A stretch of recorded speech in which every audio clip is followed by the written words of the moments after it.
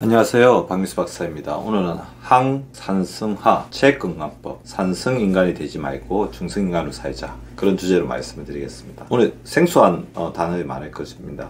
황산화는 많이 들어보셨지만 황산성화, 그러니까 산화를 막는다는 항산화 개념처럼 산성화를 막는다는 개념이죠. 산성인간 그리고 중성인간, 산성의 반대는 알칼리성으로 알고 있는데 중성인간은 뭐야? 즉 산성인간을 알칼리화 시키면 중성인체가 된다는 거죠. 중용을 찬다는 그런 개념이 있습니다. 신체의 체액은 세포액 그리고 혈액 등이 있겠죠. 우리 몸의 70% 차지하고 있는 게 수분이기 때문에 수분의 균형을 유지한다는 것은 매우 중요한 일입니다. 신체의 체액이 정상 범위 약간 약알칼리성인데요. pH 7.35에서 7.45보다 더 낮아진 단계, 이렇게 산성화되는 것을 바로 산성인간, 인체의 산성화라고 말씀을 드릴 수 있죠. 이렇게 산성화되었을 때 세포에 어떤 영향을 주고 그리고 신진대사에는 어떤 영향을 주고 면역력이 어떻게 되는지 살펴보는 게 굉장히 중요할 것 같습니다. 현대인의 삶의 환경은 저는 산성화 환경이라고 봅니다. 스트레스, 만성염증, 지나친 산업화, 그리고 범람하는 활성산소 등이 인체 산성화의 가장 중요한 원인이라고 할 수 있고요.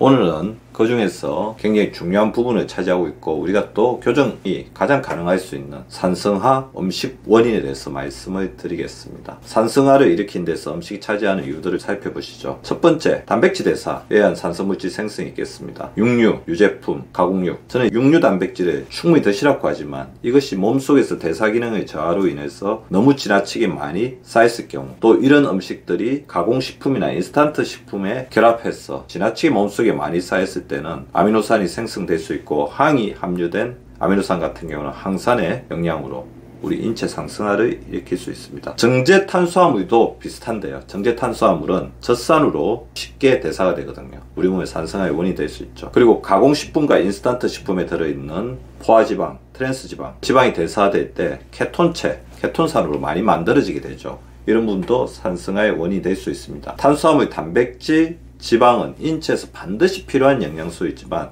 그 양이 지나치게 많이 가공되고 정제되었거나 우리 몸에 불필요한 포화지방이나 트랜스지방 등의 성분들이 많아졌을 때는 산성화의 중요한 원인이 될 수가 있다는 것입니다. 특히 탄산음료, 가공식품에는 인산이 많아요. 그리고 탄산이 많습니다. 문제가 되죠. 지나치게 짜게 먹게 되면 염소가 많이 형성되는데 염산화되어서 산성화의 원인이 될 수 있습니다. 자, 이런 음식을 많이 먹는다고 하더라도 신장이 제대로 배출해주게 되면 크게 문제가 없겠지만 신장 역시 에너지가 필요하고 현대인의 가장 큰 문제가 신장을 이루고 있는 신사구체관에 끊임없이 손상이 가해지고 있다는 거죠. 신장의 배쇄 기능이 떨어지게 되면 우리 몸에 대사산물들이 많이 쌓이면서 산성화가 될 수가 있다는 것입니다. 산성화의 위험성들, 대표적으로 체액의 균형이 맞지 않으니까 세포 대사가 되지 않습니다. 균형이 맞지 않게 되면서 면역력이 떨어집니다. 균형이 맞지 않을 때는 필연적으로 활성산소가 많이 만들어지는데 세포의 DNA를 공격하게 되죠. 체액 산성화는 치매에 영향을 미칠 수 있습니다. 체액이 산성화되게 되면 뇌세포와 신경조직이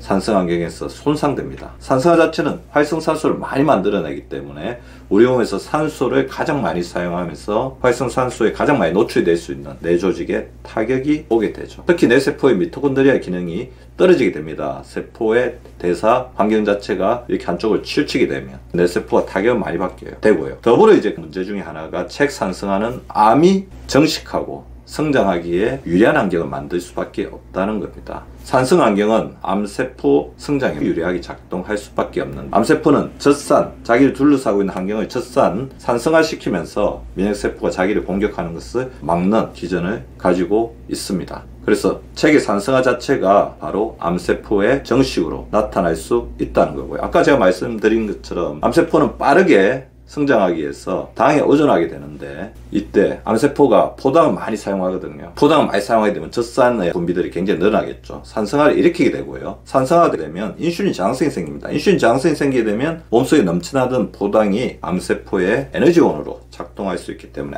악순환이 될 수밖에 없다는 것입니다. 그래서 당뇨 환자분들이 암에 대해서 주의해야 된다, 그런 것들도 말씀을 드릴 수가 있을 것 같습니다. 따라서 산성화되는 음식을 많이 먹는 것들 굉장히 주의를 해야 되고요. 인공첨가물이나 방부제 같은 경우는 산성화를 더욱더 부추기는 원인으로 작동할 수 있다는 것을 반드시 명심해 주시고요. 탄산음료나 에너지음료 같은 가공음료 섭취에도 주의를 기울여 주시기 바랍니다. 산성을 알칼리로 돌리기 위해서는 산성화를 일으키는 이런 음식들의 섭취를 줄이거나 적정화해 주는 게 필요할 것 같고요. 반면 산성을 중화시킬 수 있는 알칼리성 식품의 섭취를 늘려야 되겠죠. 알칼리성 식품 섭취의 가장 대표적인 게 바로 채소와 과일입니다. 채소 안에는 칼슘, 칼륨, 마그네슘과 같은 미네랄이 풍부한데 몸속에 들어오면 알칼리성 식품으로 작동하게 되거든요. 브로콜리, 시금치, 케이, 당근, 아보카도, 오이, 레몬, 바나나, 사과, 베리듐 등의 다양한 채소를 드시는 게 좋을 것 같습니다. 알칼리성이 잘 작동하려면 충분한 수분이 필요합니다. 신장 배설 기능도 좋아져야 되겠죠. 그래서 충분한 수분 섭취를 하는 게 좋을 것 같고요. 알칼리성 물을 섭취하는 것도 도움이 될 수 있습니다. 레몬물이나 오이물 같은 물들이 도움이 될 수가 있겠죠. 천연 보충제와 미네랄 섭취도 도움이 됩니다. 칼슘, 마그네슘, 칼륨 같은 알칼리성 미네랄을 섭취해주는 게 좋을 것 같고요. 프로바이오틱 섭취를 통해서 장내 미생물의 건강성이 유지되게 되면 체내 독소를 잘 빼기 때문에 신장의 부담을 줄여줄 수 있습니다. 스트레스가 많아지게 되면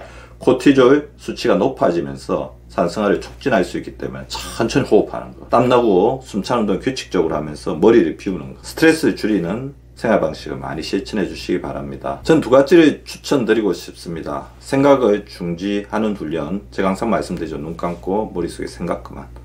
생각이 완전히 지워지지 않더라도 이런 시간들이 본인의 스트레스 줄이는 내성을 키우는데 도움을 줄 수 있습니다. 호흡을 천천히 해보는, 호흡에 집중하는 훈련도 도움이 될 것 같습니다.